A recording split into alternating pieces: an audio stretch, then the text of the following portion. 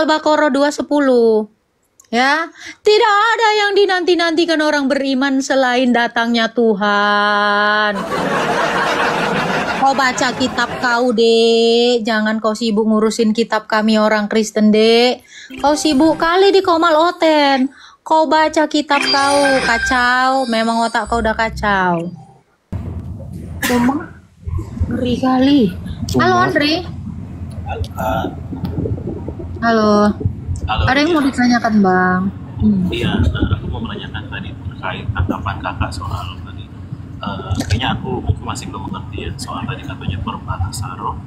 Tapi bagi orang-orang yang tidak beriman, nah, seperti yang dibilang di Alkitab, kalau nggak salah, tanda orang awal dipenuhi Roh Kudus itu dengan berbahasa roh. Itu gimana ya, Kak?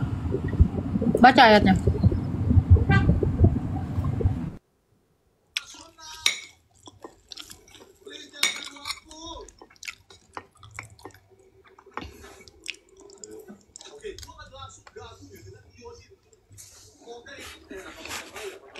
Dibaca ayatnya, Bang. Iya, aku nggak bisa soalnya aku pegang satu handphone doang. Kebetulan lagi di jalan, jadi pas aku switch ke Alkitab agak sulit. Cari aja dulu, Bang. Karena di sini masalahnya adalah cara membaca. Makanya kenapa saya suruh kalian itu baca. Karena orang membaca banyak yang tidak mengerti, padahal itu udah bahasa Indonesia, ya. Cari aja dulu tulisannya. Halo. Halo, silakan Matthew. Halo Bun, ini aku pengen nanya, gimana sih sejarahnya Yahweh itu udah nggak dipakai lagi? Waktu itu kan Tuhan Allah itu memperkenalkan namanya ke Musa kan sebagai Yahweh. Nah itu sejarahnya kan di Yesaya berapa ya? Yesaya 44 kayaknya. Nah, itu Bun. Apa? Sebentar ya. Yesaya 42 ayat 8. Aku ini Tuhan, itulah namaku. Aku tidak akan memberikan kemuliaanku kepada yang lain atau kemasyuranku kepada patung. Mana Yahweh-nya? Mungkin dalam bahasa Ibraninya. Bahasa Ibraninya apa? Nggak tahu sih, Bun. Nah itu makanya. Kok nggak tahu? Jadi mana? Sejarah ada YHWH itu apa? YHWH itu adalah cocokologi yang dilakukan orang-orang Yahudi Rabinik yang agamanya baru terbentuk di abad 10. Makanya orang Kristen udah di abad 1 jangan ngikutin orang Yahudi Rabinik. Gitu. Iya. Itu kan cocokologi mereka karena mereka menolak Mesias. Makanya dibikinlah namanya itu entah apa.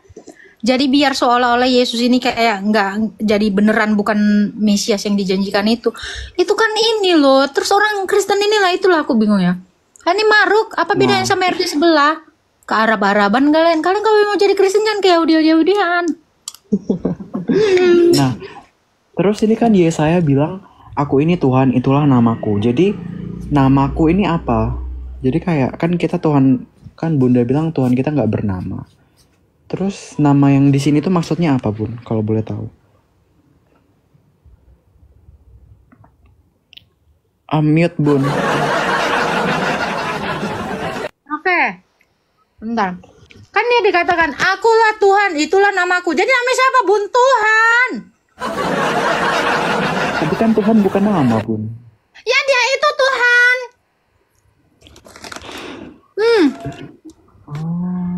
Ini ya itu Tuhan itu. Aku adalah aku. Kok baca itu? Keluaran 3 ayat 14. Keluaran 3 ayat 14. Kalau dia adalah Tuhan, itulah nama dia. Apa? Aku adalah aku. Aku adalah aku. Baca dulu Keluaran 3 ayat 14. Keluaran 3 ayat 14. Agatha mau nggak ada di sini Agatha. Di sini adanya Antimukondo sama curhat dongma. Firman Allah kepada Musa, aku adalah aku. Enggak. Jadi kita nggak usah peduliin nama itu ya. Maksudnya kayak Kalau Allah namanya kayak bernama, salah. sekarang saya tanya, kalau Allah bernama, paling itu adalah nama-nama pemberian manusia kepada Allah. Contoh, kayak di Keluaran 16 atau 17 ya. Hagar menamai tempat itu El Roy. El Roy itu artinya Allah yang apa ya? Gitu. Ada. Jadi Ya. manusia itulah yang memberikan nama keagungan itu. Jadi sejatinya Allah itu mengaku dirinya, aku adalah aku. Oh iya. Allah yang melihat. Nah itu Iya. El Roy. Lihat. Jadi nama itu pemberian. Oh, oke. Terus kayak tanya, kalau Allah kita punya nama, siapa yang ngasih? Siapa yang beri? Coba. Nggak ada yang bisa. Makanya Allah berkata, aku adalah aku. Iya. Berarti kita nggak boleh ya bilang-bilang Yahweh itu cuma buat Oke. Yahudi. Sekarang saya tanya, Arab ini. kalau seandainya nama Allah itu adalah YHWH, itu dalam bahasa Ibrani, apa kamu mau bilang Allah itu orang Ibrani? Iya juga sih. Konsekuensinya kan itu kan? Konsekuensinya Allah sudah berbahasa Ibrani dong. Oke. Sementara nama itu adalah ciptaan. Jadi apa kamu mau mengatakan Allahmu itu ciptaan? Tidak. Logikanya seperti itu. Jadi kalau ada yang mengklaim, oh ini Allah kami, apa bahasa Arab? Oh, Tuhannya orang Arab. Kamu mau Tuhanmu orang Ibrani? Oh, udah terserah. Sama ini Bun, apa ya? Kenapa orang-orang Yahudi yang tadi tuh nungguin Mesias datang yang pertama kali, sedangkan kan dia udah datang? Namanya juga orang botol, orang yang tidak pernah mengenal Allahnya. Contoh kan, udah pernah aku contohin kan, lu janjian di Facebook, janjian, pas udah disamperin kan, udah datang. Ah, bukan kau yang di Facebook itu. Ya udah. Ya itulah seperti itu orang itu. Ah, bukan kau yang aku janjian sama kau di Facebook itu, ditungguin sampai karatan. Ya udah biarin aja. Parah. Nah gitu. Kenapa? Karena mereka tidak mengenal Allahnya. Makanya mereka nunggu terus. Allahnya udah datang dalam rupa manusia. Sudah datang Mesias yang dijanjikan itu. Mereka tidak mengenalinya. Atau mereka sudah mengenali tapi nggak terima. Contoh kayak kasus di Facebook itu.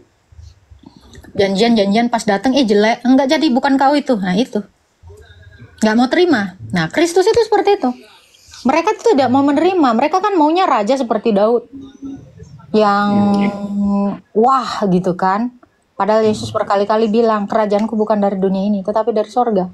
Mereka nggak mau. Sama seperti orang cewek yang datang ketemu sama laki yang janjian di Facebook itu, aku ini lo tukiem, bukan kau tukiem. Ya udah, tungguin aja terus. Kan gitu. Jadi kenapa Bun mereka nggak menerima? Satu ya, kenapa mereka nunggu Mesias? Itu kan pertanyaanmu. Satu, mereka nggak terima waktu udah datang. Yang kedua ya, mereka itu tidak mengenalnya. Hanya itu aja. Oke Bun. Tanya lagi Bun, itu di akhir zaman itu kan ada kayak nubuatan tentang zaman sekarang itu zaman-zamannya gereja zaman-zamannya belum sampai zamannya antikristus. Itu menurut Bunda, Tuhan ngangkat kita itu, maksudnya kayak ngangkat orang-orang benar itu ulang lagi narasi. kapan? Ulang lagi narasi. Ulang ya. Ini kan di akhir zaman itu, kalau ada yang bilang kalau ini tuh masa-masa gereja. Baru nanti ada kedatangan Tuhan yang kedua kali di. Nah itu menurut Bunda? Bukan itu tadi pertanyaanmu antikristus. Iya, dan nanti ada zamannya antikristus, ada 7 tahun pemerintahan. Tunggu. Ketika Kristus itu di antara bangsa Israel, udah ada nggak yang anti sama dia? Sudah banyak. Ya udah, itu Yahudi yang nggak nerima dia itu antikris. Antikristus itu adalah orang-orang yang menolak dia datang sebagai manusia. Itu orang Yahudi itulah pertama kali antikris. Kok kira yang mana? Ini Israel yang lagi nunggu-nunggu itulah antikris. Jadi Tapi jangan nanti kau ada sama-samakan dan jangan kau bela itu antikris. Ya, untuk orang-orang sabar, untuk orang-orang yang di room saya ini pakai bendera antikris itu, tobat woi, tobat. iya Itu sih, antikris.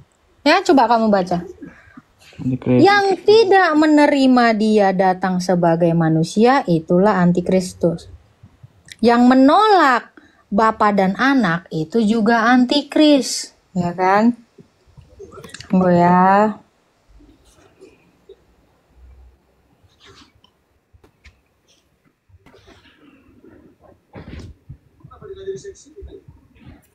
Coba kamu baca 2 Yohanes 1 ayat 7. Ayat 7. Sebab banyak penyesat telah muncul dan pergi ke seluruh dunia yang tidak mengaku bahwa Yesus Kristus telah datang sebagai manusia. Itu adalah si penyesat dan antikristus. Itu. Jadi dimulai dari Iya, mana iya. antikris itu, Bun? Nah, itu. Israel yang sekarang. Gitu. Tapi Jadi mereka nanti siapa bakal saja yang gencar-gencaran memerintah menolak. gitu ya selama 7 Oke, tahun. jadi siapa saja yang menolak Allah itu, firman Allah itu datang sebagai manusia, itu antikris. Siapa aja. Itu. Yang sebelah ini kan ada nih, yang ketawa-ketawa nih, ada yang typing ini ya. Tuhan turun ke dunia. Ya itu antikris, dia kan nolak. Padahal nih, untuk kamu yang typing di bawah ya, yang kamu bilang, Tuhan turun ke dunia, kau baca Al-Baqarah 2:10. Ya, tidak ada yang dinanti-nantikan orang beriman selain datangnya Tuhan. Kau baca kitab kau, Dek. Jangan kau sibuk ngurusin kitab kami orang Kristen, Dek. Kau sibuk kali di Komal Oten. Kau baca kitab kau, kacau. Memang otak kau udah kacau.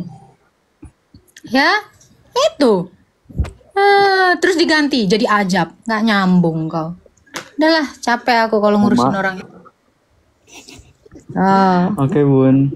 Nah, iya, terus yang 7 tahun pemerintahan antikristus itu gimana? Apakah mana dalilnya, pandangan baca? Bunda? Baca. Eh, Aku males ya. sekali mandang-mandang orang lah. Aku mandang muka aku tiap hari udah bosen aku. Baca dulu.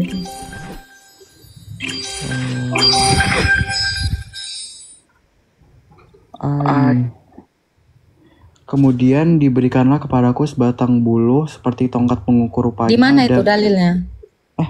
Wahyu 11 ayat 1 sampai 2. Bentar Baca, ya, Bun, baca, aku baca. tuh nyari gimana sih? Di 4. Nah ini, kemudian diberikanlah Wahyu kepadaku berapa? sebatang Wahyu berapa?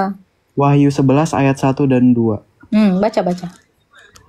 Oke, bangunlah dan ukurlah bait suci Allah dan mesbah dan mereka yang beribadah di dalamnya. Tetapi kecualikan pelantaran bait suci yang di sebelah luar. Janganlah engkau mengukurnya karena ia telah diberikan kepada bangsa-bangsa lain dan mereka akan menginjak-injak kota suci 42 bulan lamanya. Lanjut. Lanjut ya, oke. 42 bulan lamanya. Dan aku akan memberi tugas kepada 2 saksiku supaya mereka bernubuat sambil berkabung. 1260 hari lamanya. Mereka adalah kedua pohon zaitun dan kedua kaki Dian yang berdiri di hadapan Tuhan semesta alam.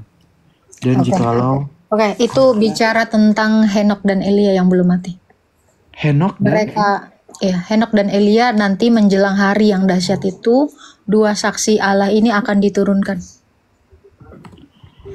Ya ampun. Sebab di Maleaki 5 ayat 4 coba kamu baca. Ada nubuatan yang mengatakan bahwa Elia akan datang menjelang hari yang dahsyat itu. Maleaki 4 ayat 5, sesungguhnya aku akan mengutus Nabi Elia kepadamu menjelang datangnya hari Tuhan yang besar dan dahsyat itu. Maka ia akan membuat hati bapak-bapak berbalik kepada anak-anaknya dan hati anak-anak kepada bapak-bapaknya. Ya, jadi kan di situ dinubuatkan. Nah, tentang Wahyu 11 ini itu juga ini tugas kedua orang saksi itu, yaitu Elia dan Henok. Elia dan Henok kan belum mati, ya kan? Mereka Ibrani diangkat, ya? 9 ayat 27 dikatakan sebab setiap orang ditetapkan mati 1 kali lalu dihakimi. Enok dan Helia juga harus mati. Inilah dua saksi Allah. Kan yang belum mati mereka. Jadi ketika Kristus itu datang sebagai hakim nanti di hari akhir, mereka harus terlebih dahulu ada dan mereka berakhir juga mati nanti. Kalau kamu baca sampai bawah. Buddha mau nggak ketemu Nabi Elia? Kenapa? Mau nggak ketemu Elia? Ketemu Nabi Elia. Iya. Ya kalau memang hari akhir itu di zaman sekarang pasti ketemu. Masalahnya kan hari akhir itu belum ada yang tahu dari kita manusia, hanya Allah yang tahu. Gitu. Yang penting kita berjaga-jaga aja. Kalau dikatakan mau nggak ketemu, kita semua nanti akan ketemu dengan mereka. Bertemu dengan mereka yang sudah beriman kepada Kristus. Siapa saja yang menanti-nantikan Kristus ataupun yang sudah melihat Kristus, mereka itu yang percaya akan saling bertemu. Amin. Sudah. Ada lagi yang mau ditanya? Sudah siap.